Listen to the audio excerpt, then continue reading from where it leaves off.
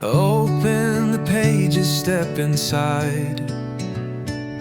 Minds in motion, take the ride. Through the highs, the lows, the fight. Build and strengthen every stride.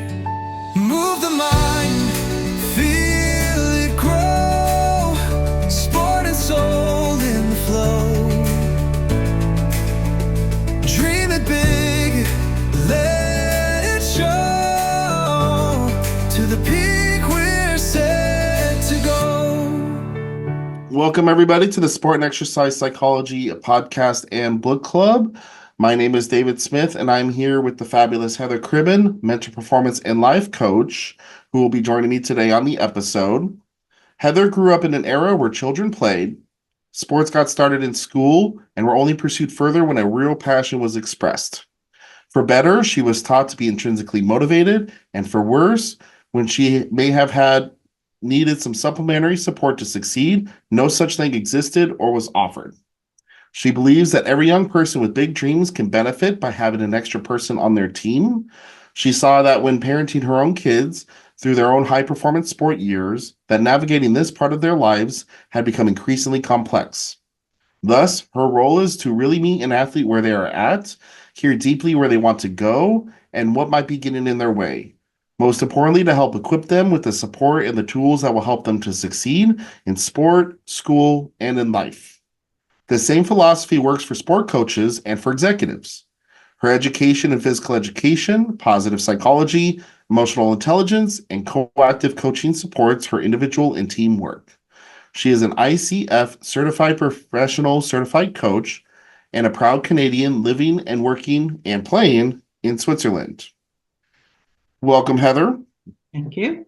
And today we are discussing the book Mindset by Dr. Carol Dweck, a very famous book in our field as well.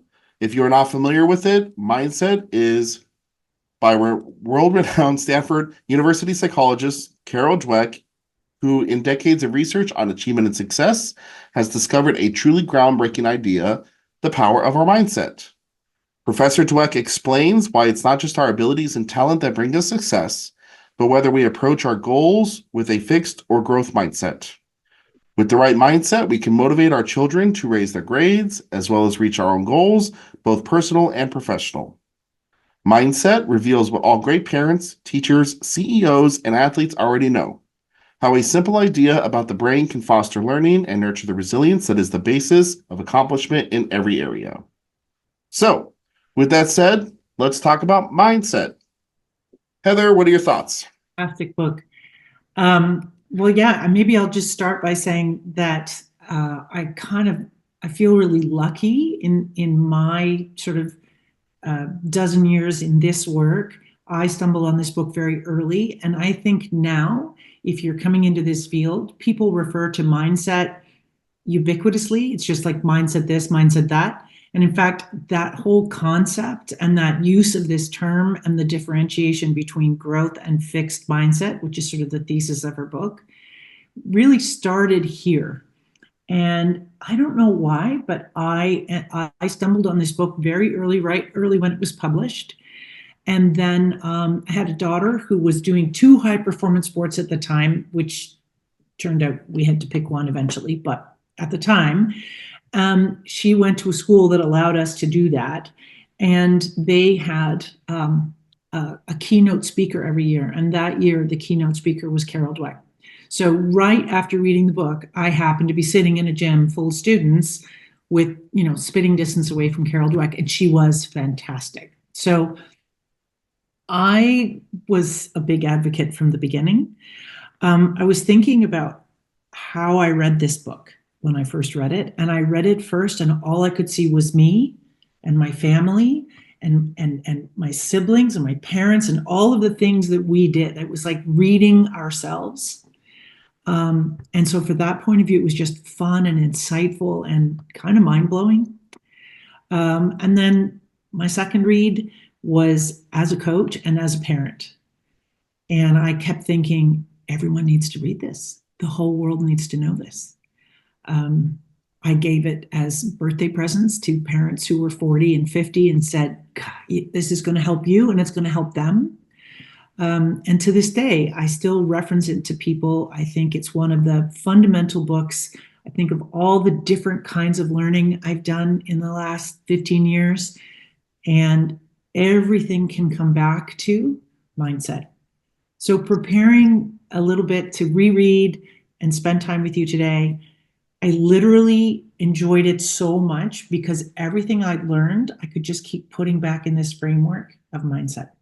So that's why I think it's a must read for anybody in the field, coaching, parenting, working with young people, and then even just for some insight in for yourself around understanding how you tick. Right. So I guess that brings us how you tick, brings us to the two concepts. Are you growth mindset or are you fixed mindset? These two ideas that she presents. Yeah, I found it really interesting on that front as well because when I started my master's degree in sports psychology, that was like one of the very first books recommended to me was specifically on Brilliant. this. So reading it like before I even really pushed my own education and knowledge on this field and working with athletes and working with people in general is okay. Definitely laid the foundation for my own education Yeah. and Yeah, I think perspective. foundational is a good word. I really think that's a great word for this work. Exactly. And so now going back to it years later and reading it again and really Mm, understanding, okay, like here's what like now coming from that retrospective perspective, it's yeah, now we can really understand what she's explaining and what she's really doing with yeah, this type of work. And so it's been really enlightening in a lot of fronts. Because like you said, I did the same thing when I was reading myself, thinking about okay, fixed mindsets and growth mindsets and thinking about my own family, my own friends, my own self, and being like, oh, it's because here it's I am also on this page. There's me. exactly, and it's also like you think about, okay, there's certain things like, okay, I have a growth mindset. I when I was starting school, I back in my master's degree, I just moved to Germany. I'm like, I got a growth mindset, or I feel like Yep. I do. But then you think of some other things that you maybe you're doing in your life in that same moment. You're like, yeah, it's maybe I'm more of a fixed mindset in this perspective, or Yeah, and I think that's one of the things that I liked about it was that she made it clear that you can have growth mindset in some parts of your life legitimately and also be legitimately fixed mindset in other parts of your life. yeah, And she doesn't denigrate fixed mindset completely. She doesn't, because if you're reading it and you hear yourself in fixed mindset, if she's too critical in the book, it'd be hard to read. So hmm she's kind of saying, look, there are two ways. Growth mindset, definitely better. I mean, that it's clear that if you can go for growth mindset, go for growth.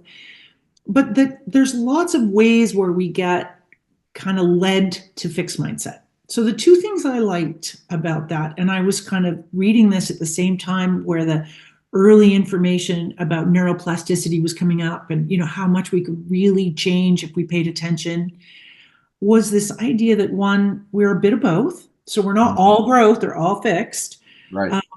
And then I think the other thing was that with attention, we can actually take some of this fixed mindset, which probably comes with some warts, Mhm.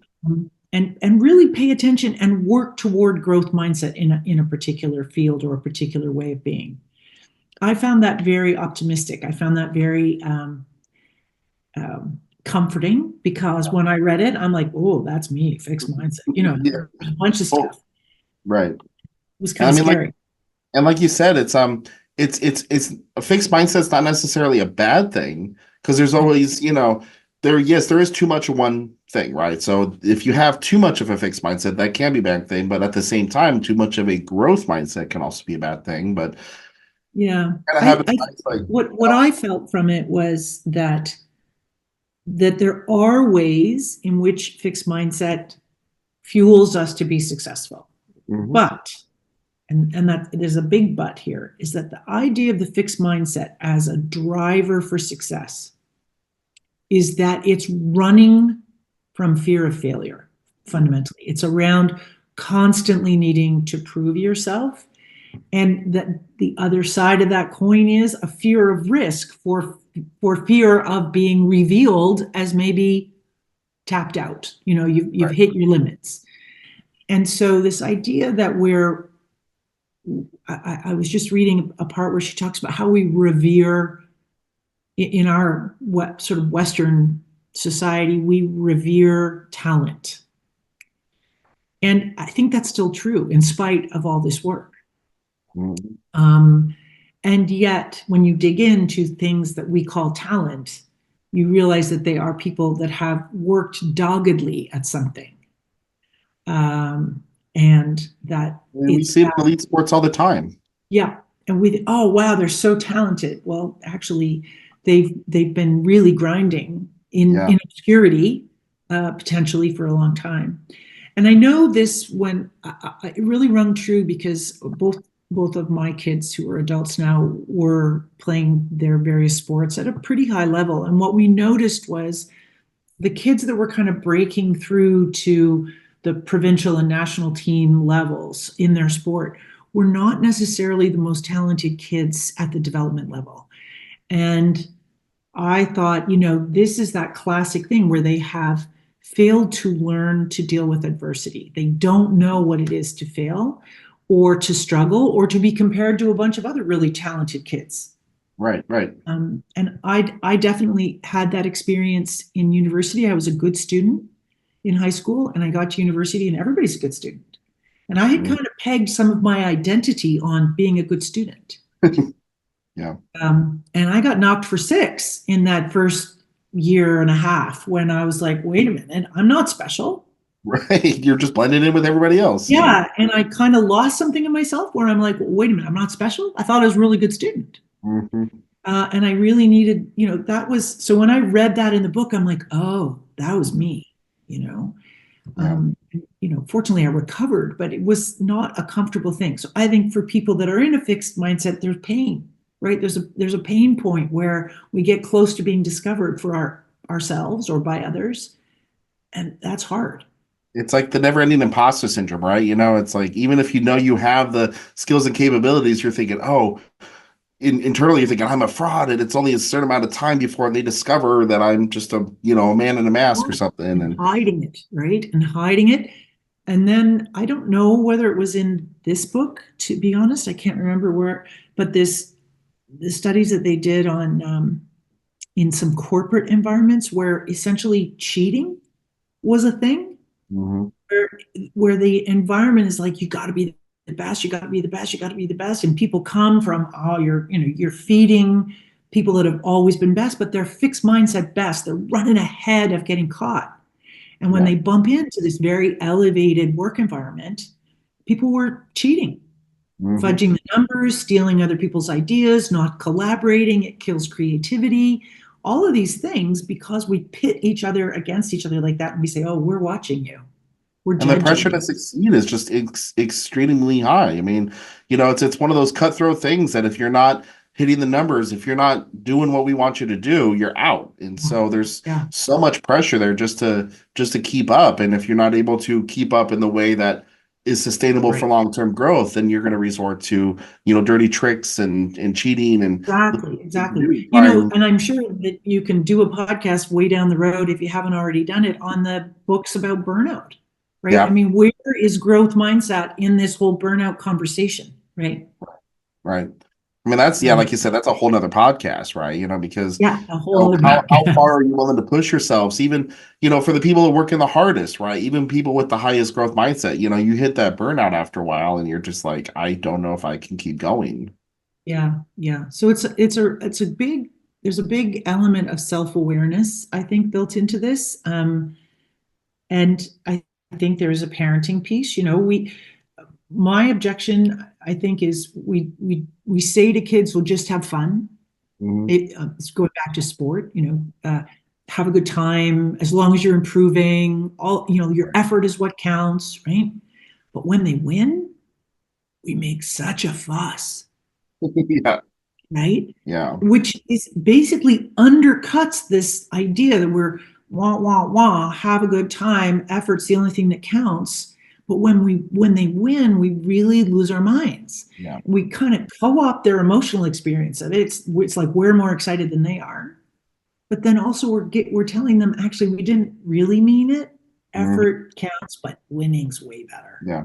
It's interesting that you bring And that up because I'm working with us like a kids soccer team right now, and our Mhm. focus is, I mean, you're talking about like 5, 6 year old kids, and that's been our focus is okay, let's just focus on the effort level and encouraging them to be more creative. So we're not using too much like explicit instruction. We're more just kind of like let's set up the scene and let them kind of figure out and experiment and try some things for themselves. And like you said, we say, okay, we're here to have fun. We're here to learn new things. So if you make a mistake, it's okay, things like that. But when we play the games, you could tell, of course, all the parents are there, grandparents, everybody likes to watch the kids play the games. And, every time a goal is scored, it's yay and, yeah, and things like yeah, that. And it kind of adds that reinforcement to the kids. So I've noticed that watching the kids in this play, like if they're the one that scored the goal, they get excited. But then if yeah, they miss the goal or it gets blocked or something like that, they get disappointed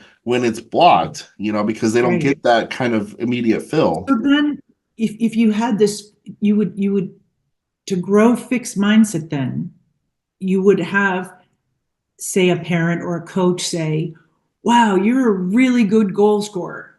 Hmm. And then, if the kid doesn't score a goal, there's a deficit in their world. Right. Whereas you could say, "Wow, you try so hard out there and you communicate great with your teammates. That's wonderful." Then, if the kid scores a goal, yay. The kid doesn't Right. score a goal, he's still somebody who tries really hard and communicates really well. Exactly. And that's what we try to do a lot of times is I don't want to say reward, but to recognize like the effort. Be like, Yeah, wow, that was a really great run up you did and good shot on the goal that you took there. And you right. really blah blah blah, like whatever.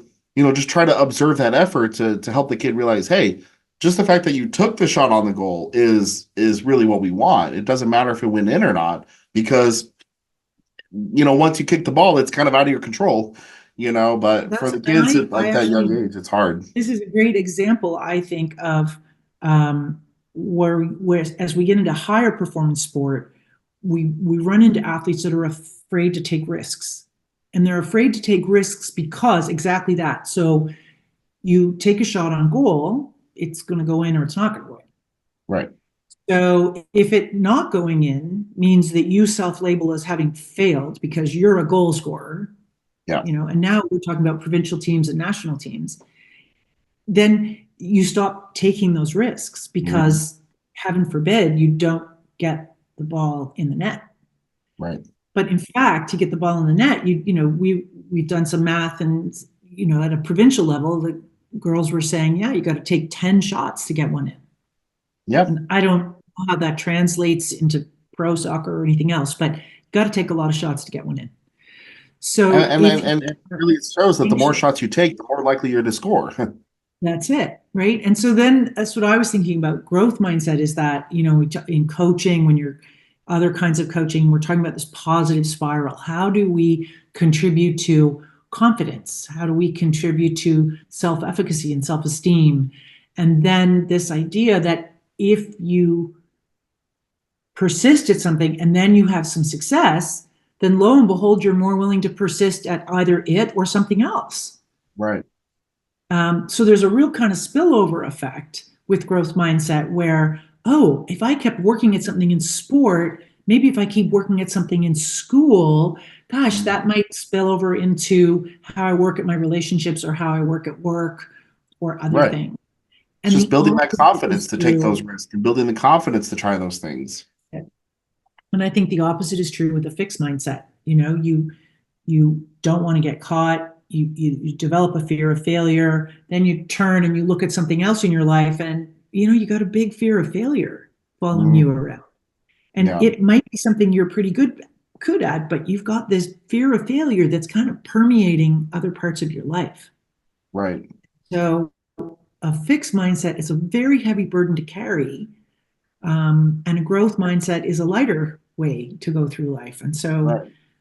I mean, that yeah, fixed if we could mindset, have it's the more anxiety that we have, right? That anxiety, that fear of, oh, what if we do get caught? What if we do get exposed? What if we do, fail or whatever it is, yeah, right? So that anxiety yeah, enough is almost a self-fulfilling prophecy. When you have that, then you're more likely to fail. But it's when you That's have it. that confidence to take the risk, then you're more likely to succeed.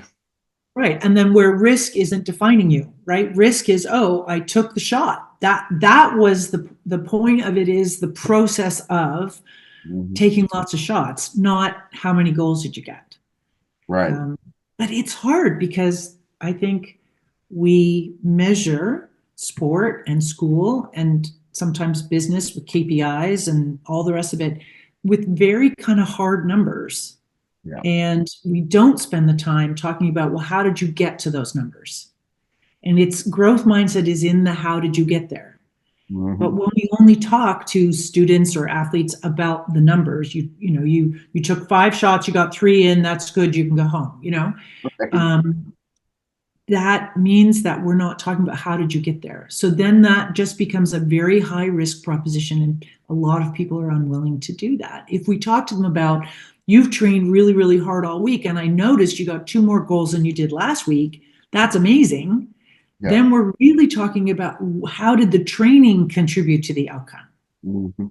And we're leveraging growth mindset, I think. Well, and the hard part about that too is when you're examining performance based on these objective measures like that, then not just from the individual level, but from the group level, it's easy for other people to compare themselves to each other to be able to say, Right. oh, he got more shots or she got more shots or scored so many more times. So then the individual themselves feels less than, even if it's, Yes. oh, your job as a soccer player is to take shots on the goal. My job is to defend the goal, right? So Right. by having that Right. comparison of the objective performance, it's easy to create this rift when it's okay, your performance here is completely different than what theirs is. So it's comparing apples to oranges and it just doesn't work. I know it's so hard, and we do it early in schools and on teams, and I think in our society um, we hold up the outcomes instead of the process. And in sport, all I ever talk about is process before outcome, All a process. and that whole growth mindset lives over here in process. Right. And when we only pay attention to outcomes, we are validating a fixed mindset. And so I Mhm. think that's, for me, I'm like, oh, that's where those things fit in. It's kind of fun to revisit that, because I do a lot of talking about process versus outcome, but it's very hard Right. to overcome that.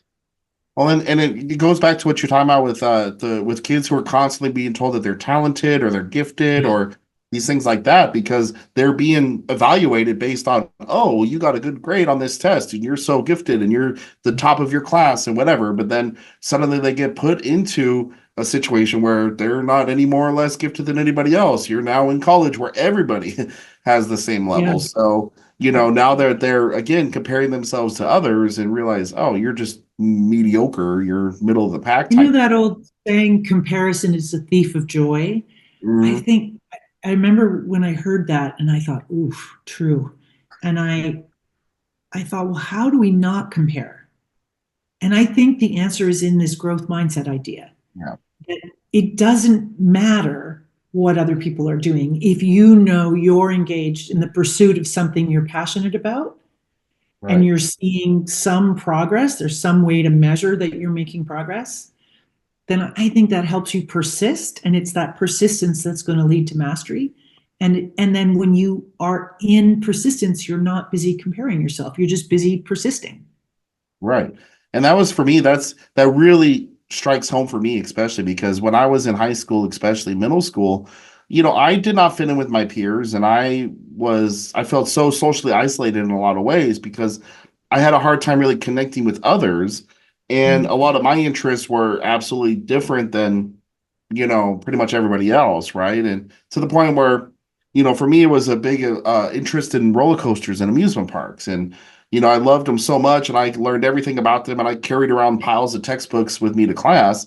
But, my teachers and my classmates are, oh, he's obsessed and he's obsessed and blah, blah, blah. And I'm over here like, I'm learning all the principles of engineering and mathematics and physics and like all these things Wow. that go into building a roller coaster and operate an amusement park. And but nobody really thought, oh, this could actually let's try to figure out how to translate this into the education that we're trying to give him. But Right. it was one of those things where I didn't, Early I passion. wasn't right. I was super passionate about it, but I was like, I had nobody to compare myself to because everybody else was just like, okay, weird, weird, weird kid over here, like kind of Right, their own thing. And so for me, right. it was like, Oh, okay, everything I did was in pursuit of my own self-interest, you know, and it right. was on one hand, it was a little bit liberating in a lot of ways because I saw a lot of my classmates like, you know, constantly comparing themselves to others and trying to be like the top of the class or the cool kid or, you know, all these other things. And I realized I actually had a bigger life outside of school than I had inside Right, school. You know, because right. I worked at the amusement park, so I had all my friends that had worked to it there, and I was on the swim team, and I did all these other things, and but at the same time, it also kind of like made it hard for me to be successful in school and to really, you know, do the work that I needed to do there and see the direct connection between, oh, here's your classwork and the things that you need to focus on, but here's your interest over here. And so it was Where would interesting you on that. put yourself on a growth mindset, fixed mindset in this scenario? Do you think that having a passion and then needing to figure it out actually enhanced a growth mindset for you, or was there something that happened around school that gave you a fixed mindset? I can't be successful here. I'm not like the others. It was a little bit of both. I would say probably 50-50 because I was very motivated. I mean, like my dad was like, you need work experience, of course, when I was a kid. So he's like, oh, you know, find like a summer job or something. And he was like, you could go be a busboy or you could go. And I was like, no, I'm going to go do something I want to do to help me Right, pursue the goals I want to pursue. So I'm like, I want to go get a job at the local amusement park. You know, so I was very motivated on that front because I like roller coasters. I like amusement I parks. So can do attitude. right, exactly. And I want to be in this whole industry and I want to do these things. So that's exactly what I did.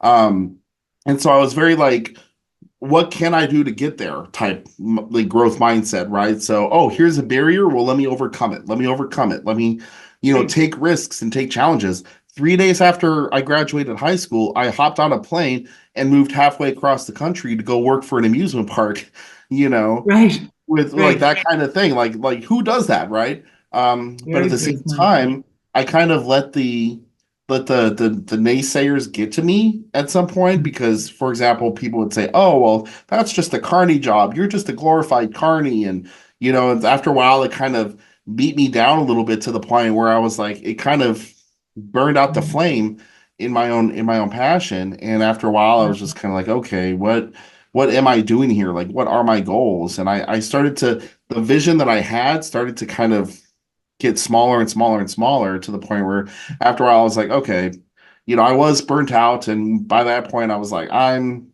done, you know, and so I So quit the what's amusement the park. connection for you? I'm fascinated. What's the connection between this passion and this part of your life and now working in sport and we're working with young people and coaching and positive psychology, and there must be some sort of a thread there that must be growth mindset driven, right? Because there's a leap that you took.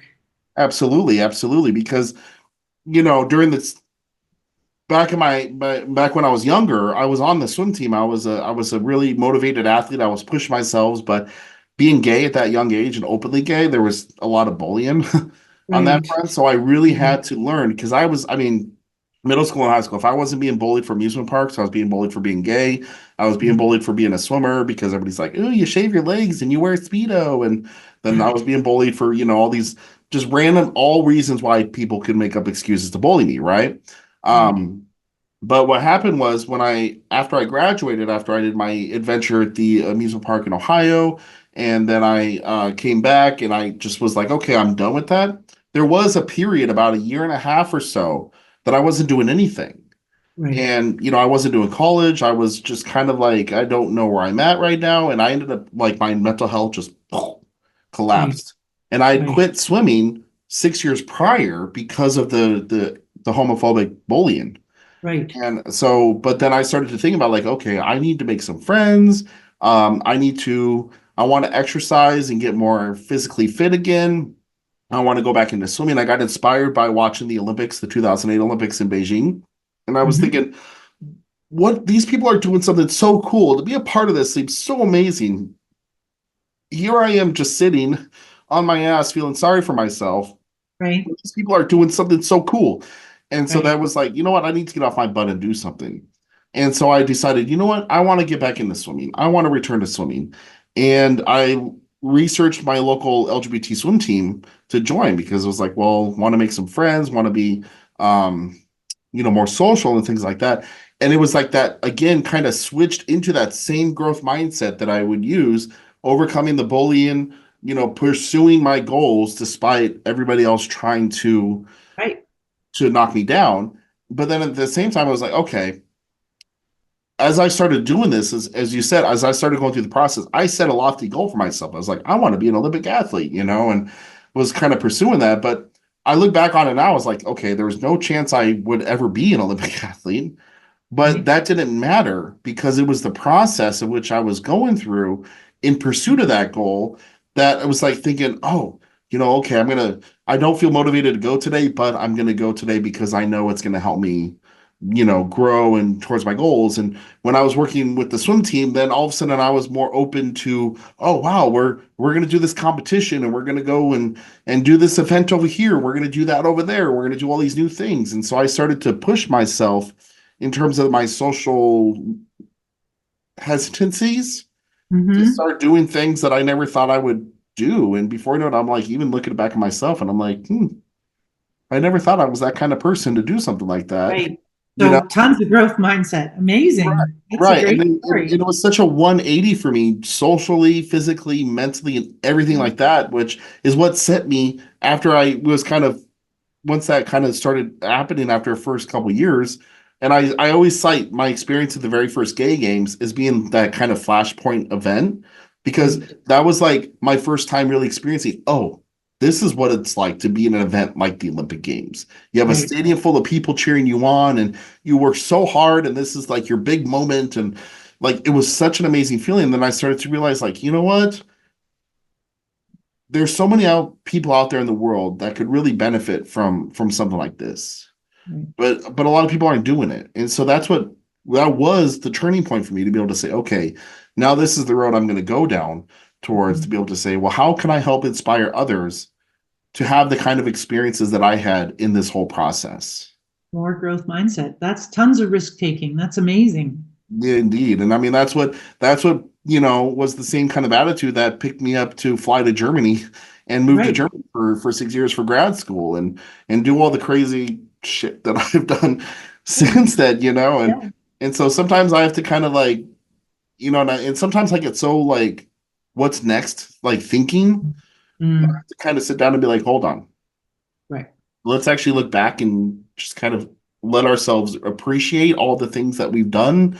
What can Yeah. we take away from it? What can we do to kind of recognize it and things like that as well? You So, know, I think I was thinking one of the things I've trained a lot in is emotional intelligence, and there's a real connection between growth mindset and this concept of optimism. And I've often thought of all of the different lists of emotional intelligence competencies that optimism is one of the most important ones. And I think that shows up when they do some corporate studies, that optimism is something that it shows up in leaders and successful people, in high performance athletes. And I mhm, think it's that optimism as an EQ competency that's related to this growth mindset. yeah, And there's another idea about optimism, probably that you come across, is this idea of realistic optimism. So when we meet somebody who's profoundly optimistic, they can have kind of a low um, threshold or a low filter for risk. And yeah, if you have too low a filter for risk and lots of optimism, you can be sort of highly spontaneous mhm, without a particular plan. I still think optimism is a more joyful thing to have than not, yeah, but there does have to be this idea of realistic optimism where we can take that energy and use it towards growth mindset, but then also use it in a way that's directed. right. And I will say, especially with optimism, is key because, there are some points where I hit some really low points, like really struggled a lot in a lot of ways, but it was always that kind of like just little tiny flame of optimism that was still kind of burning in the background and be like, okay, I know that shit sucks right now, and I know that it's hard, but you have to just keep doing your best.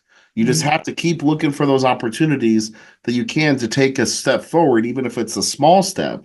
Because yeah, things suck right now, but if you keep going, they will get better. I mean, in the LGBT community, it's kind of become a trope of it gets better, but it really does.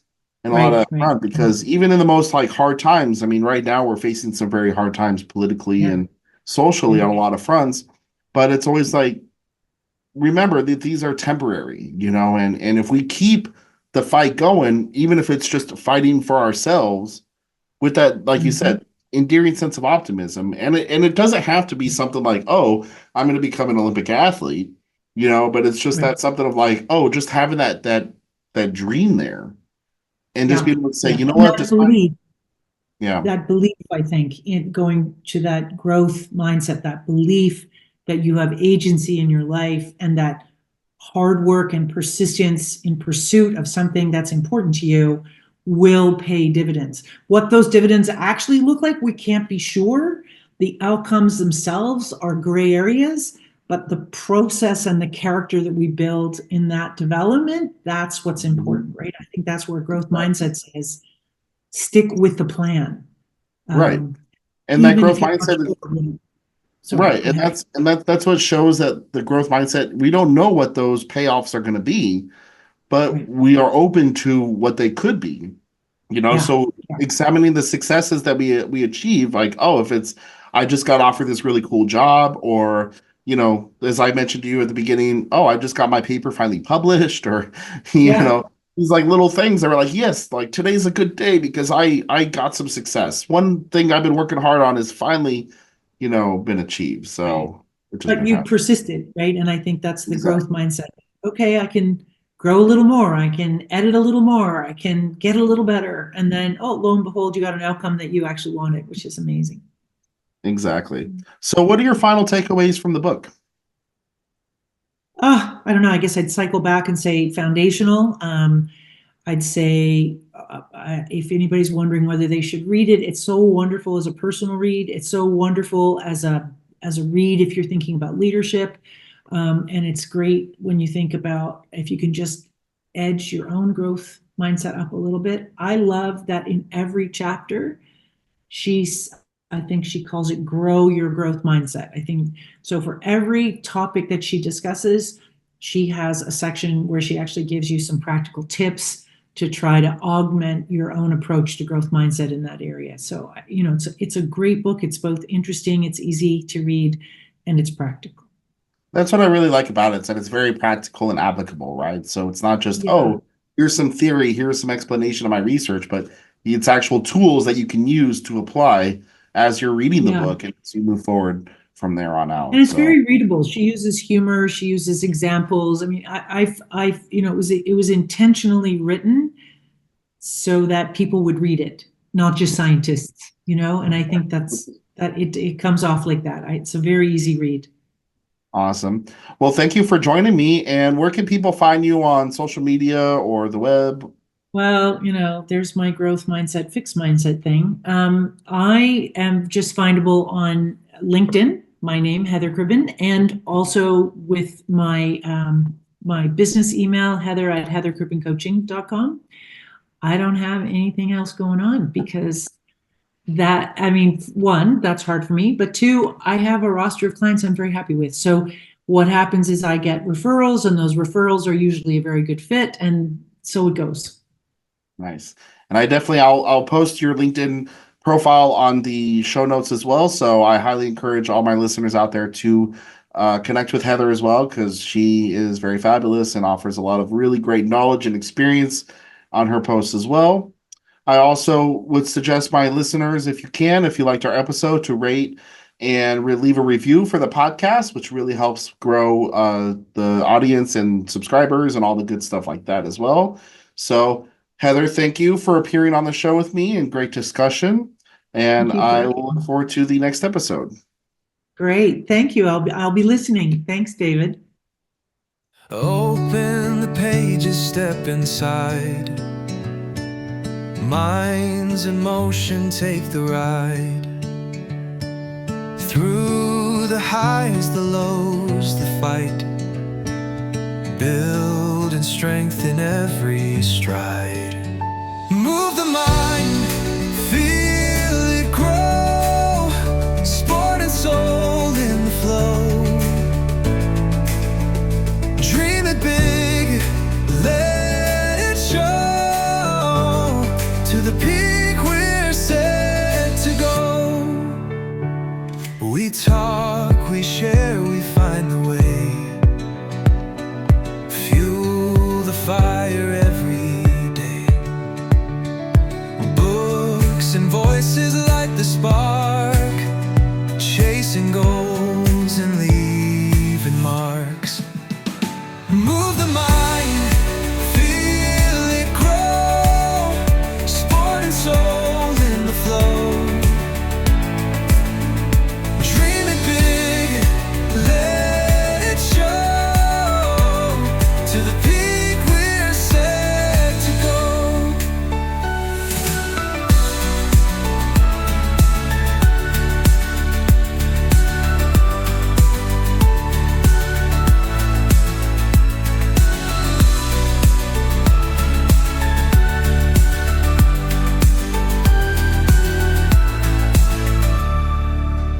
Move the mind, feel it grow. Sport and soul in the flow. Dream it big, let it show. To the peak we're set to go.